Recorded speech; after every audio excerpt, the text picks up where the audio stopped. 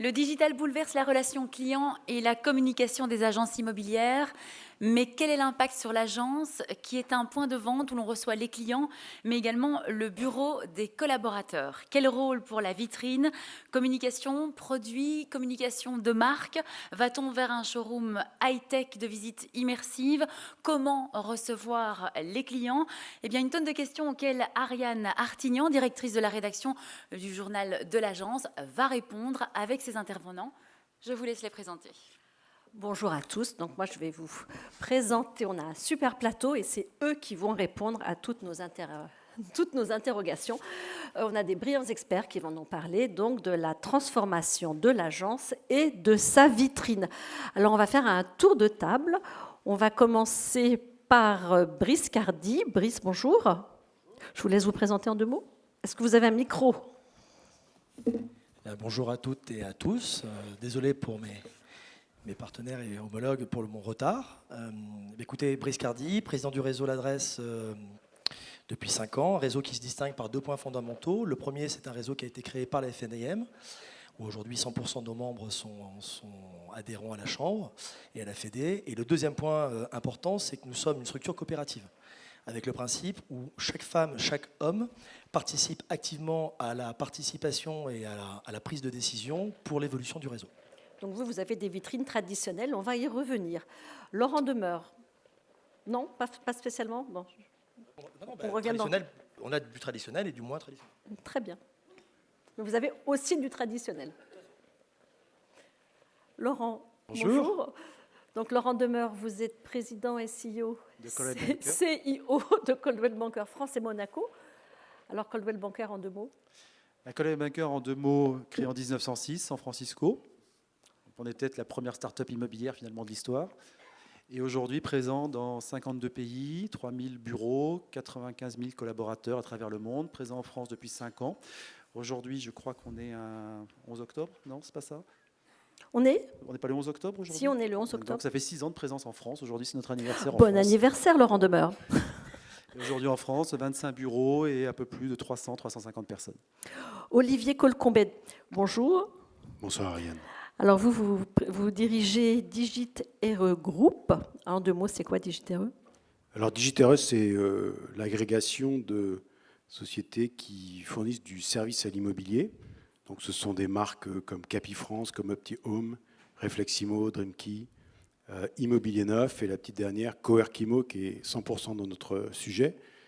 Voilà, c'est environ 160 millions d'honoraires. Et nous avons 3300 conseillers, 160 collaborateurs présents en France, au Portugal et en Allemagne. Et vous êtes détenu par? Et nous sommes détenus par le fonds patrimonial de la famille Pinault, nommé Artemis. C'est notre positionnement numéro 1, c'est le phygital, donc le physique et le digital.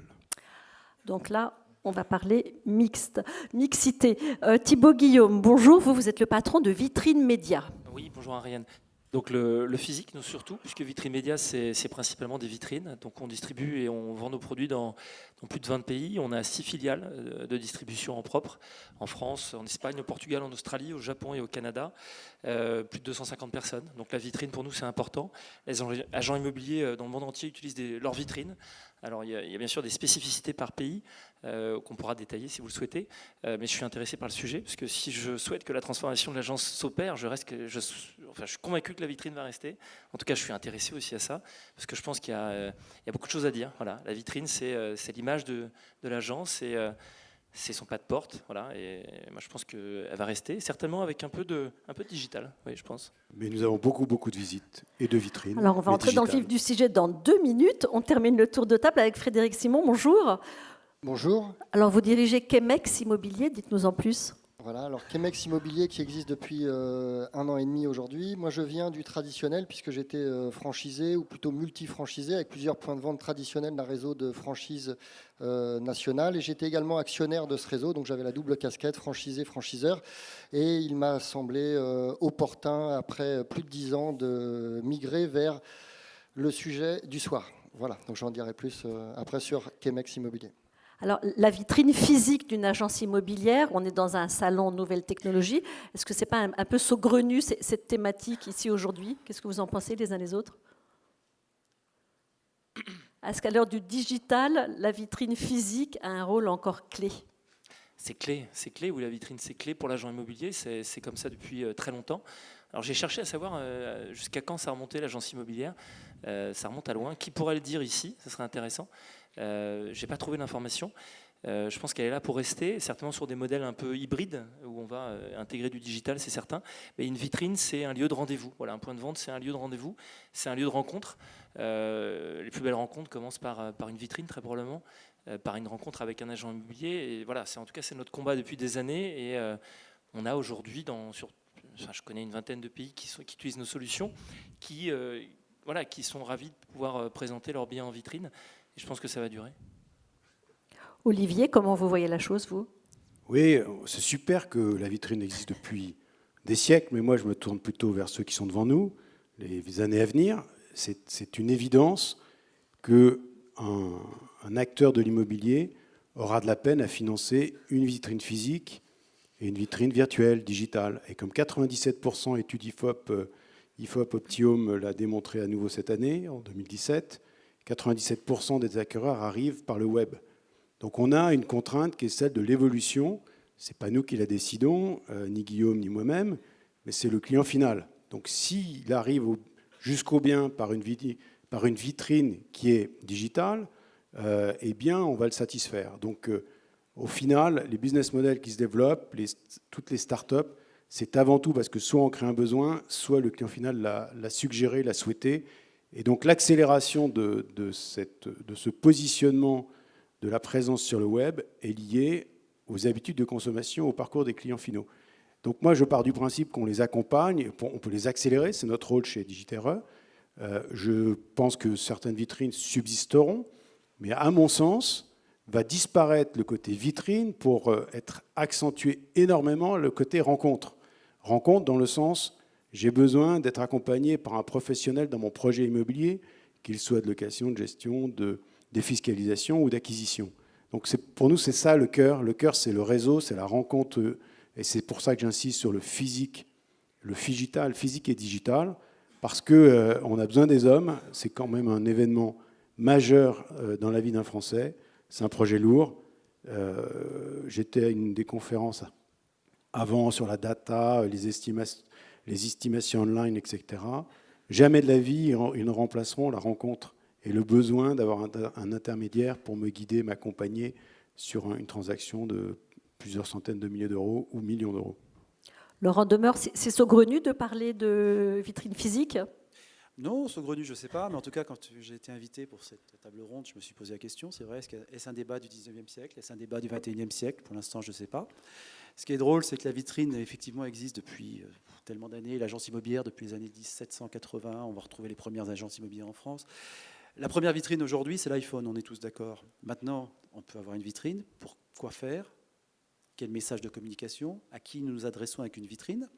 Donc je serai moins radical que toi, moins défendeur de la vitrine que toi, mais est-ce que c'est un moyen? C'est un moyen de communication, c'est un moyen marketing, et elle s'adresse à une cible. Est-ce que les vitrines s'adressent aux acheteurs? Est-ce que les vitrines s'adressent aux vendeurs? Est-ce que les vitrines s'adressent au marché de l'emploi? Est-ce que les vitrines s'adressent aujourd'hui à nos partenaires, que ce soit nos banquiers, pour les rassurer ou pas? C'est des vrais débats et des vraies questions. Et en tout cas, si on a une vitrine, il faut l'utiliser, il faut la rendre attrayante, il faut viser une cible, il faut avoir un projet de communication. Si on n'en a pas, il faut développer d'autres outils marketing, faire des investissements ailleurs pour la remplacer. Donc, est-ce que c'est une communication locale? Est-ce que c'est une communication nationale? Tout ça, c'est un débat. Et c'est un débat, pour moi, et finalement, la réponse que je donne généralement quand on pose la question, est-ce que je dois avoir une vitrine ou pas? Je dis, voilà, c'est un choix dans tes investissements marketing. Quelle est ta stratégie marketing aujourd'hui? Quel message veux-tu véhiculer et vers qui? On va y revenir tout à l'heure. Brice, comment vous abordez la question? Alors moi, l'idée, c'est pas d'être en opposition avec aucun de mes confrères. On a eu la chance avec le réseau L'Adresse d'être accompagné par quelqu'un qui s'appelle Catherine Barba, qui est une femme extraordinaire qui a investi dans beaucoup de startups, beaucoup du reste du côté de San Francisco, qui nous a fait le plaisir de nous accompagner sur une convention qu'on a fait à Barcelone il y a maintenant 4 ans, et qui nous a convaincus à travers un bouquin qui s'appelle « Le point de vente n'est pas mort ». Donc je vous invite à l'acheter pour ceux et celles qui ont des agences immobilières autour de nous, avec le concept qui s'appelle le principe du Web to Store. Donc ce concept, on l'a mis en place. Alors ça commence par des choses très simples. Tout à l'heure, ce que j'ai oublié de dire, c'est que l'adresse, à travers sa coopérative, elle permet dans sa structure de mutualiser services et outils afin de les rendre plus performants et surtout plus rentables. Par ce biais-là, tous nos adhérents associés reçoivent tous les trimestres un kit de communication. L'idée, c'est de rester pratico-pratique. L'idée, c'est de faire vivre la vitrine. Ce qu'on fait tous les trimestres, c'est qu'ils reçoivent, et c'est compris dans leur cotisation, ils reçoivent un carton, et dans lequel ils vont avoir une association avec des thématiques qui sont toujours adressées sur thématiques métiers. Généralement, de manière récurrente, on rappelle que l'exclusivité, c'est la seule clé de la réussite d'une agence immobilière. On l'associe également à la notion de saisonnalité, et on fait vivre avec une vitrophanie, carte de prospection et flyer. Donc là, je rejoins Laurent, on peut parler du passé, mais je reste convaincu qu'on est en train de rentrer dans une ère où on va à un moment donné, et ce n'est pas moi qui le dis, ce sont les jeunes qui le font aujourd'hui à travers le fait de bouder Facebook et d'aller sur Instagram, et puis vous verrez qu'après Instagram, ils iront ailleurs. Aujourd'hui, on va revenir justement à la notion du point de vente. Avec en plus, pour des raisons d'économie d'échelle, de business model qui ne fonctionnent plus, de plus en plus de banques qui aujourd'hui occupent des corners magnifiques, généralement avec des emplaçants de première ordre. Je ne vous cache pas que le réseau là-dessus, on est très vigilant parce qu'on essaie de se débrouiller pour être les premiers à pouvoir placer nos futurs associés adhérents. Donc je pense que plus que jamais, le point de vente n'est pas mort. Après, ce qu'il faut, c'est faire vivre la vitrine, pas s'éloigner des fondamentaux, donc c'est ce que l'on fait avec le réseau en apportant des kits de com, vitrophanie, etc. Et puis, je ne sais plus qui parlait du téléphone. Alors, je ne savais pas qu'on n'avait pas le droit de diffuser les images. C'est vrai que quand on m'a annoncé il y a 1 heure qu'on n'avait pas le droit de diffuser d'images, j'ai trouvé compliqué pour pouvoir parler d'images et de vitrines, de ne pas pouvoir profiter d'un écran aussi grand que celui qui est derrière nous. Toutes les conférences du REN sont finalement sans images. Ariane, je sais, c'est pour ça que j'ai entendu. Mais je vous propose de mimer les vitrines. Oui, on va le faire, c'est après. Non, ce que je disais, c'est que donc il y a le principe classique qui est la vitrine. La vitrine, il faut qu'elle vive. Le simple fait d'adosser, de poser une vitrophanie oblige, vous allez dire que c'est un peu énorme ce que je veux dire, mais c'est quelque chose qui est vrai, ça oblige les agents immobiliers déjà à minima tous les 3 mois d'avoir une agence qui soit propre. C'est bête, mais quelque chose qui est clair, qui est propre, ça donne plus envie de rentrer que quand c'est l'inverse. Et ensuite, on est le premier réseau, et j'espère que vous viendrez nombreux sur notre stand de D34 après cette conférence, on est le premier réseau à avoir mis en place un système qui s'appelle l'Address Box, qui existe aux États-Unis depuis 1 an, 1 an et demi, 2 ans, qui permet, il faut savoir qu'aujourd'hui, les Français, 80% des Français ont en permanence le Wi-Fi qui est ouvert, parce que vous avez l'habitude, quand vous rentrez à votre bureau, vous repartez, vous arrivez chez vous, vous n'allez pas vous embêter à mettre le Wi-Fi déconnecté, à part le mode avion le soir, généralement, quand on va se coucher. Et dès le moment où on a le Wi-Fi, on a un système qui permet d'interagir avec les passants. Donc ça permet quoi ? Ça permet au réseau de pouvoir, on a des dashboards, donc tableaux de bord au niveau macro, au niveau national, et des tableaux de bord au niveau local, qui permettent justement de pouvoir apporter, en fonction des kits de com et des opérations, on fait des opérations, on invite les gens à rentrer, on a pris quelque chose d'une marque connue dans le fast-food, où en gros on cible une clientèle qui est la clientèle de demain, qui est l'enfant, donc on fait des kits de coloriage, des goodies, des hand spinners en fonction des modes et des thématiques, donc tout ça une fois de plus mutualisé et apporté dans les kits, et en fait on interagit avec les passants. Donc on est capable de dire, en fonction des campagnes télé, TF1 et autres, on est capable de dire, voilà, sur cette campagne, vous avez eu 2 fois plus de passants que le trimestre dernier avec la campagne.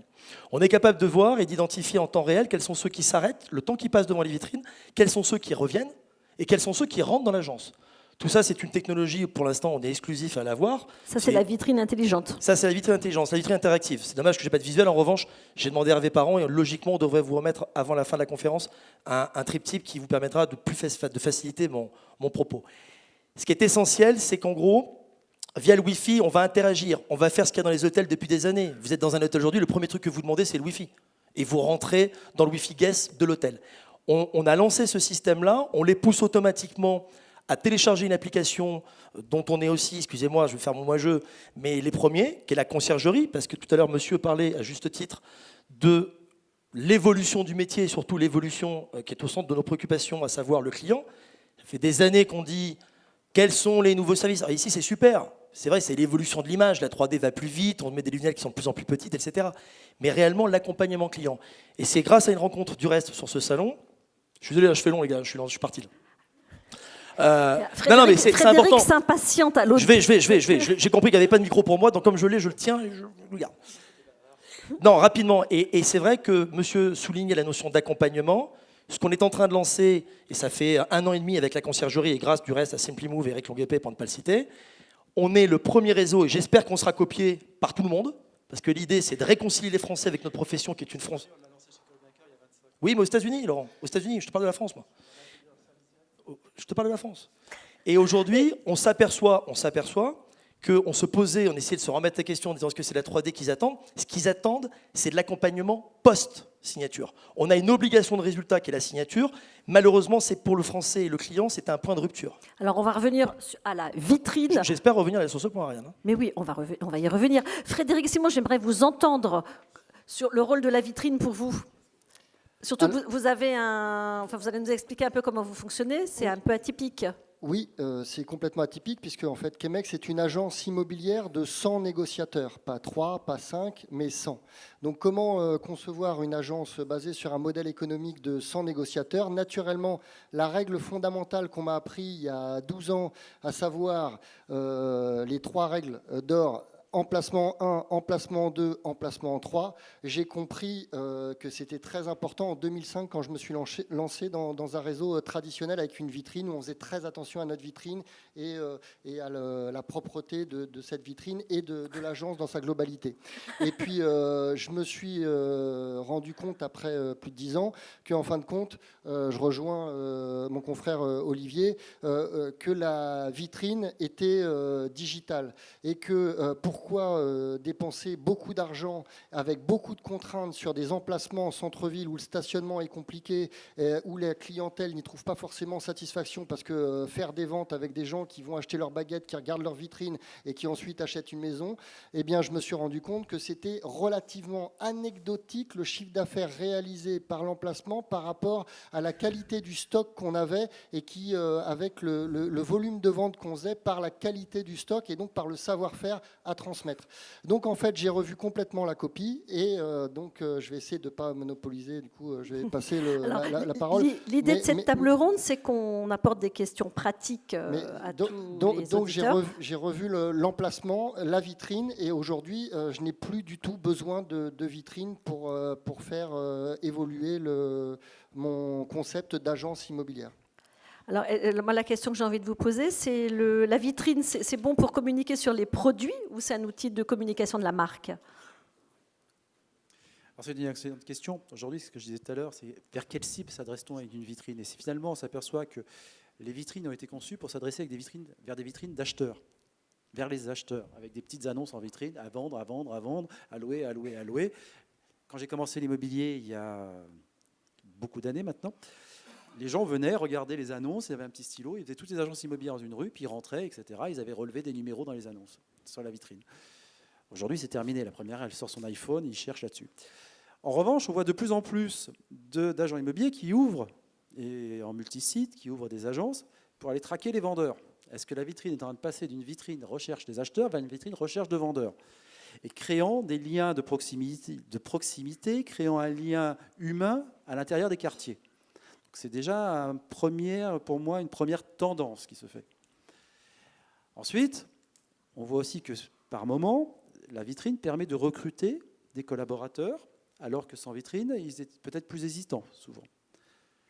Après, on voit aussi, et nous aux États-Unis, on est les premiers à avoir des agences immobilières, on est dans des bureaux, on a ce que chez nous on appelle un bureau, en moyenne chez Coldwell Banker, c'est 150 personnes, donc on n'est pas 150 personnes dans une boutique, bien évidemment. Donc on a notre modèle économique est basé aussi, la plupart du temps, sans vitrine. Mais en même temps, dans certains endroits, on en a. J'ai un peu tendance à dire, je suis un peu entre les deux. Je suis dans une station balnéaire, ou je suis dans une station de ski, les gens viennent après ski, ont envie de rencontrer des personnes, rentrent parce qu'il y a des vitrines. Je suis dans une grande ville comme Paris, je suis dans un endroit, d'un quartier d'affaires, je n'ai pas de promeneur. Est-ce que la vitrine m'est nécessaire ou pas? Ça, c'est un choix stratégique, c'est un choix marketing, c'est un choix d'investissement. Donc en fait, tout dépend de sa stratégie pour moi, de l'endroit où on est et vers qui on veut s'adresser. Est-ce que j'ai besoin de mandat, donc je m'adresse aux vendeurs, ou est-ce que j'ai besoin d'acheteurs? Et dans ce cas-là, plus du digital ou plus du physique. Chaque chef d'entreprise doit incorporer sa stratégie par rapport à ce choix. D'abord, oui, je voudrais réagir. En fait, je crois qu'on probablement, il faudrait revenir à la définition. Est-ce qu'on a besoin d'une vitrine? Je crois que, sincèrement, je pense que c'est, même par rapport à ce que fait Guillaume, je crois que c'est pas le bon terme. Parce que le vitrine, on pense shop, rez-de-chaussée. Si on prend la joaillerie, il y a bien longtemps que les plus gros n'ont pas de vitrine, ils peuvent être en étage. Et ils ont beaucoup de clients, ils font beaucoup de business et ils ont plein d'avantages à être en étage et c'est pas le même positionnement. Donc il faut segmenter le marché. Probablement, la segmentation fait que le client qui a une maison à vendre ou un appart, si c'est 200 000, 50 000 ou 5 millions, il n'a pas même besoin, il n'a pas les mêmes attentes. Nous, en fait, ma position, ce n'est pas vitrine ou pas vitrine, c'est on a un client à servir. Pour le servir correctement, il faut rentrer en relation avec lui dans le partenariat, dans l'accompagnement. Et lui bombarder des annonces qui cachent toute la façade. Historiquement, c'était quand même beaucoup ça, avec des annonces plus ou moins sympathiques papier. Pour moi, c'est une évidence que c'est un frein à la transparence. Qui rentre dans un lieu de shopping où on ne voit pas ce qui se passe dedans? Rares sont les personnes qui le font. Aujourd'hui, la vitrine, bien sûr, même une vitrine physique, il y en a encore, elle reste de plus en plus attrayante si elle est digitale, parce qu'il y a de la vidéo. Donc tout ça, ça change, et je crois sincèrement que le sujet, et vous savez qu'aujourd'hui, 30% du chiffre d'affaires en France de l'immobilier est fait sur les millennials. Si on leur pose la question, et nous, on les étudie beaucoup, ce n'est pas leur sujet. Leur sujet, c'est d'être ciblés, de ne pas faire 10 visites, mais d'en faire 2, parce qu'ils n'ont pas envie de perdre leur temps. Donc on peut aussi révolutionner la relation client et pas s'attacher à ce que j'ai un point de vente ou je n'ai pas de point de vente. Moi, je n'ai pas de point de vente, mais j'ai 3300 négos en France. J'ai le plus fin maillage de présence physique. Donc je suis complètement dans le digital. Le physique est capital. Mais est-ce que pour autant, j'ai besoin d'avoir une vitrine avec toutes les charges fiscales, bon, vous m'avez compris. Charge fixe. Merci. Ou pas. Eh ben moi, je pense que la charge fixe, aujourd'hui, c'est plutôt pénalisant pour générer un business, pour le gérer et pour me consacrer à mes clients. Mais ça ne veut pas dire qu'il n'y a pas la place pour certains pour les avoir. C'est vraiment, il y a une opportunité et ça dépend qui on veut être, comment on segmente le marché et quelle est notre cible. Thibaut Guillaume, c'est sûr que vous avez contribué à changer un peu le paysage immobilier, notamment des vitrines, parce que les vitrines avec des affichés de papier, c'est terminé. Vous avez embelli un peu tout ça. Vous pouvez nous dire un petit peu vos produits et qu'est-ce que vous préconisez aux agents immobiliers? Moi, je reviens sur ce qui a été dit. Est-ce qu'on parle de vitrine ou de point de vente? C'est une première question. Deux, on parle beaucoup d'expérience client. L'achat immobilier, c'est un plaisir, c'est un projet immobilier, c'est un projet de vie, c'est quelque chose de très important. Je pense qu'il faut que ça se concrétise dans un endroit, dans un lieu de vie, dans un lieu de rencontre. Bon, effectivement, on peut considérer qu'un réseau de mandataires peut être suffisant en soi parce qu'il peut rencontrer telle ou telle personne. Moi, je vais militer pour dire que l'agence immobilière, elle a un rôle à jouer pour concrétiser un rêve, pour parler, pour communiquer avec des clients. Et je pense qu'effectivement, oui, il faut qu'elle se transforme, ça c'est certain.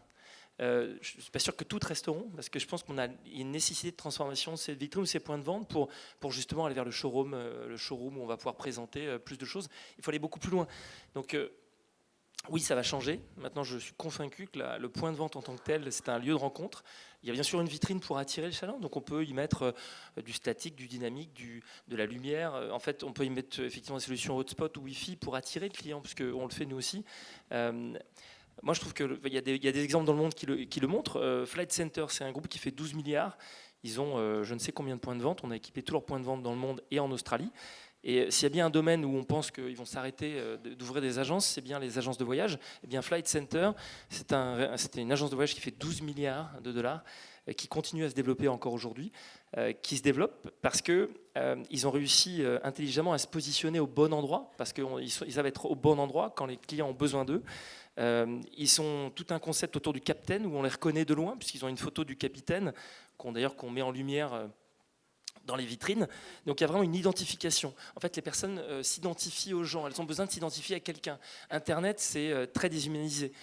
Donc vraiment, cette agence de voyage qui a réussi partout dans le monde, elle continue à investir dans les boutiques parce qu'elle sait que c'est un lieu d'expérience client où on peut justement être en relation avec le client et puis satisfaire ses besoins. Et justement, leur stratégie, c'est bien le digital vers le web, c'est-à-dire que vers le point de vente, tout ce qui vers le store, exactement. Donc ils récupèrent les contacts sur le web et puis ils les envoient dans les agences pour justement concrétiser leur projet, un projet de voyage. Bon, il y a d'autres exemples. Moi, je citerai un autre contre-exemple pour le coup. C'est une banque en Australie qui est tout en ligne, la ME Bank of Australia, qui est en train de se casser la gueule. Pourquoi? Parce que en fait, le digital, c'est très bien quand il n'y a pas de problème. Dès qu'il y a un problème, c'est la catastrophe. Et bien justement, une banque aujourd'hui, hein, j'ai d'autres exemples à vous donner qui sont en train de se développer parce qu'elles répondent aux besoins du client, elles les accompagnent dans le temps sur une longue période. Alors il y a une banque qui s'appelle la banque Svenska, en Suède, qui se développe parce qu'elle a lié des relations de très près avec tous les entrepreneurs et tous les commerces et voilà, les particuliers sur des périodes très longues. Et donc, les agences ont un sens puisque ça leur permet d'être au contact de leurs clients. Donc, je pense vraiment qu'il y a une transformation qui va s'opérer sur le lieu du point de vente. On ne peut plus garder les choses comme elles le sont.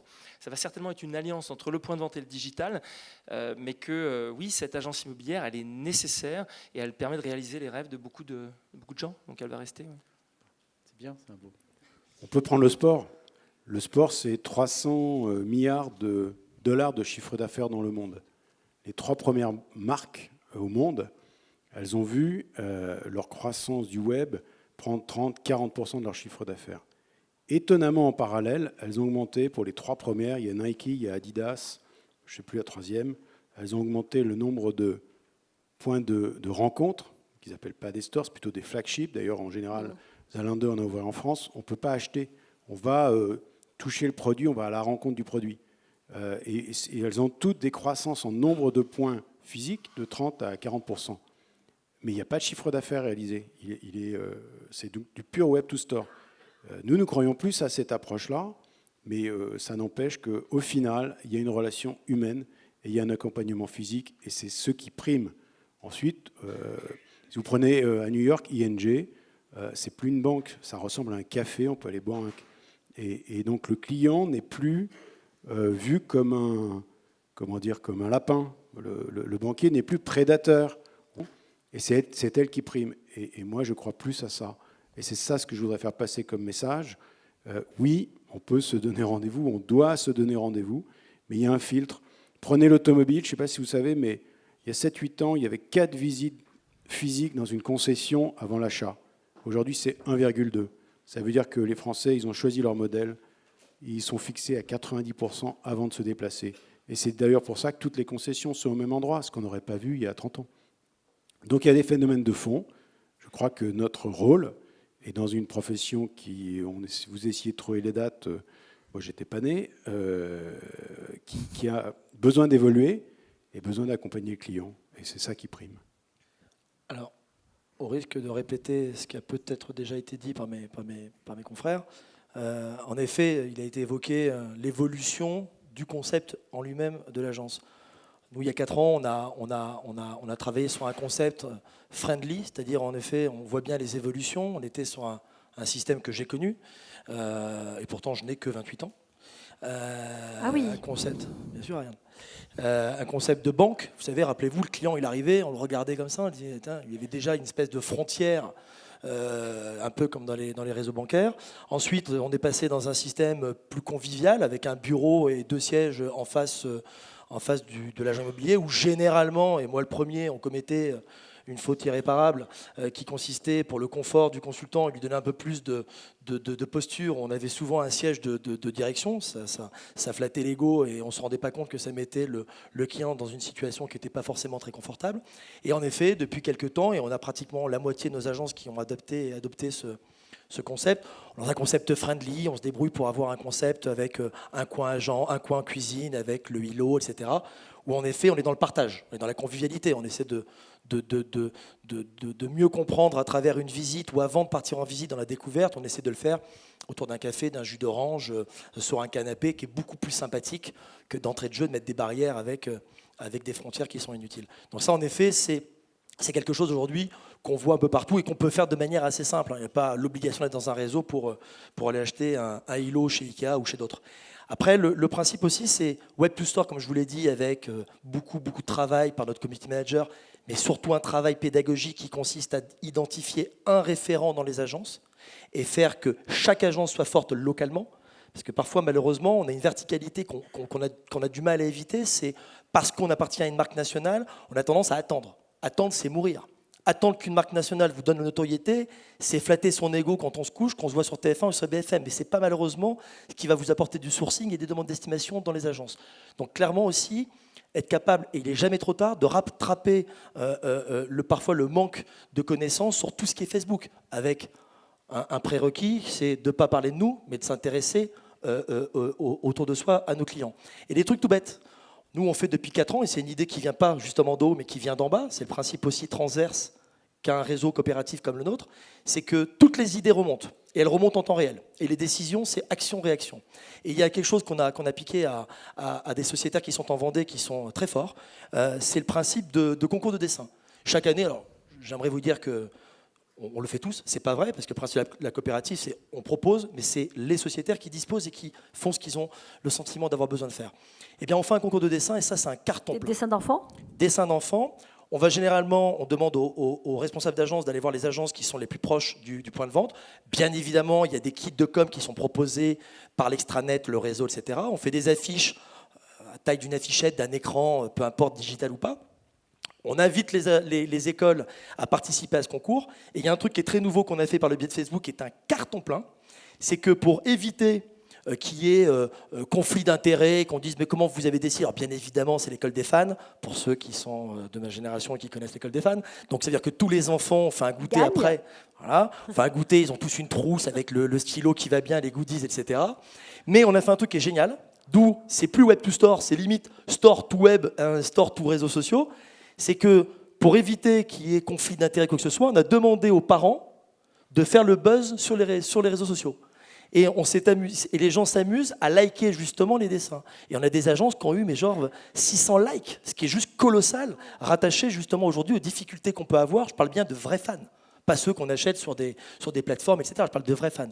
Et ça, c'est un carton plein. Et je reviens sur la vitrine où on boucle la boucle et on consacre une semaine où toutes les vitrines, on met des dessins des enfants. Donc, vous voyez, les réseaux sociaux, c'est quelque chose qui peut vitrine, paraître en fait. complètement ludique et complètement décalé, mais je crois que l'intérêt, c'est de s'intéresser aux autres. L'intérêt, c'est d'arriver à rattacher le point de vente et de dire on n'est pas là que pour vous accompagner ponctuellement avec un délai qui va être court. Non, c'est l'inverse. C'est on entretient une relation et on vous fait venir à l'agence. Et nous, ce qu'on essaye de faire, et je ne vous cache pas que commence à avoir des chantiers qui portent leurs fruits, notamment les concours de dessin. On fait la même chose, par exemple, sur la galette des rois. C'est très anecdotique. La ce que je galette des raconte. rois? Ben oui, parce que fêter les vœux à ses clients, c'est bien. Non, on y vient sur le digital parce que... Olivier sourit. Non, mais il sourit, pas de problème. Et on a le droit d'avoir son point de vue. C'est le principe d'une table ronde. Ce que je suis en train de vous dire, c'est qu'il ne faut parfois pas chercher à réinventer la poudre. C'est-à-dire que vous pouvez très bien avoir une bonne idée, mettre l'humain au cœur du sujet et vous servir de tout ce qui est digital et réseaux sociaux pour le faire savoir. Vous pouvez très bien organiser, je vous dire un truc, ce qui marche, c'est la récurrence. Il y a des galettes des rois. Mon associé sera, il dira putain, tu vas pas parler de la galette des rois. Je veux dire un truc. Il y a Halloween bientôt, Brice. Pardon? Il y a Halloween bientôt. Bah, Halloween, on fait. Halloween, on a des kits de com pour Halloween, un kit de com pour la galette des rois. Vous savez, les vœux, aujourd'hui, les cartes qu'on reçoit, là, qui sont digitales, la petite musique, etc., c'est bien. C'est bien qu'on le fait et qu'on est le premier à le faire. Mais quand tout le monde le fait, je vais vous dire un truc, limite, parfois ça gave. Et bien aujourd'hui, l'idée, c'est de dire quoi? C'est de dire, on ne vous envoie pas nos vœux comme ça avec la petite sonnette, c'est on vous invite à venir nous rencontrer et d'entamer ensemble cette nouvelle année. Et ça, pour celles et ceux qui l'ont fait déjà depuis 2-3 ans, il y a certaines agences où il y a plus de 100 personnes. L'idée, c'est ça. C'est de faire quelque chose, malheureusement, qui n'est pas français. Je termine juste le propos. C'est qu'en France, on est dans la prospective. Un banquier qui vous appelle, c'est pour vous demander de venir chez lui. En revanche, le banquier, est-ce qu'il est capable de vous dire que vous êtes passé de stagiaire à consultant, à patron, à PDG? Aucun n'est capable de le faire. Parce que ça, ce n'est pas dans notre ADN. Eh bien, l'idée, justement, c'est dans une démarche de fidélisation. Je m'intéresse à toi, pas aujourd'hui, mais demain et tout le temps. Je passe la balle, si je peux dire, à Frédéric Simon. Merci. Je n'ai pas été plus long que les autres. Hein. Frédéric Simon, ancien champion de tennis, ex-champion de tennis. Oui, alors je ne vais pas rentrer dans l'animation. Je ne pense pas que le sujet, je crois qu'on a plusieurs sujets importants. Là, on n'est que sur la vitrine. Je crois qu'il y a aussi... On va parler aussi de la transformation de l'agence. Donc là, on parle de transformation d'agence, donc les espaces en coworking, des espaces de réception client, la transformation physique de l'agence. Et ensuite, un sujet très très important, et ce serait dommage qu'on le bâcle, parce que c'est certainement le sujet le plus important qui vous intéresse tous, et vous êtes nombreux, c'est la valorisation du fonds de commerce. Et c'est comment l'agence immobilière va évoluer demain. Donc la vitrine est une toute petite partie de la valorisation du fonds de commerce de l'agence immobilière de demain. Donc peut-être qu'on peut... On va y venir, on va y venir. Voilà. Non.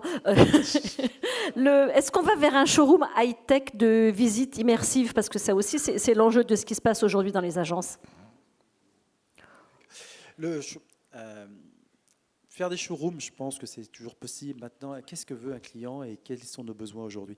Alors, je voudrais juste faire une remarque par rapport à ce qu'il a dit tout à l'heure. C'est que quand on parle de vitrine aujourd'hui ou d'agence immobilière en quartier, est-ce que c'est un coût économique ou pas? Aujourd'hui, on s'aperçoit que les grandes marques de luxe, elles, sont dans la course aux boutiques pour faire des grands flagships, alors que les centres-villes, se désertent de tous les magasins multimarques et petites. Et il y a des tas de locaux à louer qui, finalement, sont de moins en moins chers. Et aujourd'hui, on trouve même des boutiques avec des vitrines moins chères que des bureaux.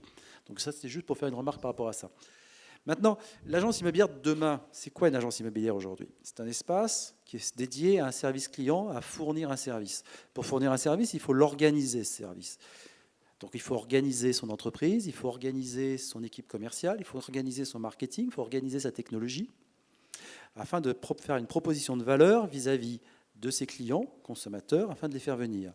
Alors ces modèles aujourd'hui évoluent de plus en plus. C'est vrai qu'à une époque, l'agence immobilière, c'était, je dirais, il y a 30 ans, c'était un patron charismatique qui prenait une belle boutique dans un centre-ville avec une belle vitrine, qui avait beaucoup d'entre-gens, qui connaissait plein de gens, et qui avait des salariés qui travaillaient pour lui, pour l'aider à gérer ses contacts. Aujourd'hui, le dirigeant d'une agence immobilière, c'est un chef d'entreprise qui a aujourd'hui une répartition de la valeur ajoutée qui commence à être de plus en plus différente avec ses négociateurs. La répartition se fait de plus en plus différemment qu'elle était à une époque, qui gère des problématiques de technologie, qui gère des problématiques de marketing, des problématiques de ressources humaines. Donc c'est un véritable chef d'entreprise. Et donc sa stratégie de chef d'entreprise doit apporter des réponses à plein de domaines. Et aux États-Unis, nous, chez Coldwell Banker, on voit bien que la plupart des managers ou propriétaires d'agences immobilières, ils ont aujourd'hui des entreprises qui ont entre 100 personnes pour les plus petites jusqu'à 15 000, 20 000 pour certains. Et notre plus importante entreprise détenue, qui n'est pas une franchise, mais importante détenue, à 45 000 personnes. Donc c'est des véritables entreprises. Comment les agents construites. immobiliers doivent recevoir leurs clients aujourd'hui? Dans quel type d'ambiance? Dans un bureau, dans une salle de réunion ou dans une ambiance lounge, comme vous disiez tout à l'heure, Brice? Qui pense quoi? Qui préconise quoi? Moi, je pense que là, je fais juste une dernière chose. On reçoit le client là où le client a envie d'être reçu. Si le client a envie qu'on se déplace, on se déplace. Les private banking aujourd'hui se déplacent chez leurs clients. Yes. Si le client veut qu'on se déplace à son hôtel parce qu'il est de passage à Paris, on se déplace à son hôtel. Si le client veut venir nous voir parce qu'il a besoin de voir nos bureaux physiques, d'être rassuré, il vient chez nous. C'est à nous de nous adapter. Si le client veut communiquer par téléphone, on communique par téléphone. Si le client veut communiquer par email, on communique par email. Si le client veut communiquer par Messenger, on fait Messenger. On s'adapte au client et en fait, on cherche à personnaliser l'expérience client en l'individualisant et en apportant la réponse qu'il souhaite. Ce n'est plus à nous de définir un modèle pour que le client moyen rentre dedans. C'est à nous de nous adapter à chacun de nos clients individuellement. Olivier Oui, je partage.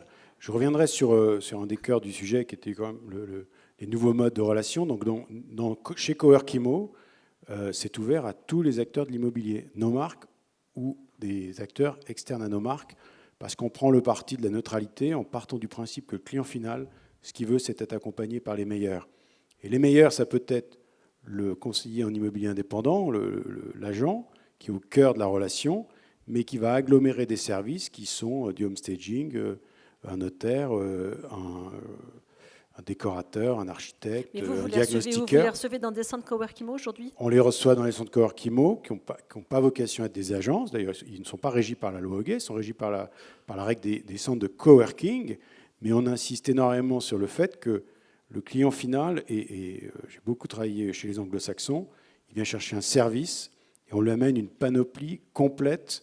Et pour ceux qui connaissent le marché anglais, c'est 1,5% de commission sur transaction. Et globalement, le conseiller en immobilier indépendant va faire 2 ou 3% à côté sur les autres services parce qu'il fait la mise en relation avec un cuisiniste. Donc ça dépend des villes, je te vois hocher de la tête. Mais en attendant, ils sont le point d'entrée de la relation avec le client final pour le soulager de toutes les contraintes qu'un projet immobilier peut engendrer, depuis le financement jusqu'au déménagement.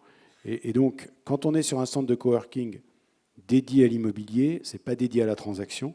Et je crois qu'à nouveau, c'est une nouvelle relation client, c'est une nouvelle expérience, c'est un nouveau mode d'accompagnement où notre objectif, et puisque le web, on part du principe qu'on peut faire du peer-to-peer, du PAP, du particulier à particulier de façon aisée, l'autre solution, bien évidemment, c'est d'augmenter la valeur ajoutée, dans la prestation pour le client final et donc d'avoir une offre plus riche et de gagner des parts de marché alors que chacun ou trop souvent on pense que ça va en supprimer parce que le pure player 100% web va nous grignoter des parts de marché.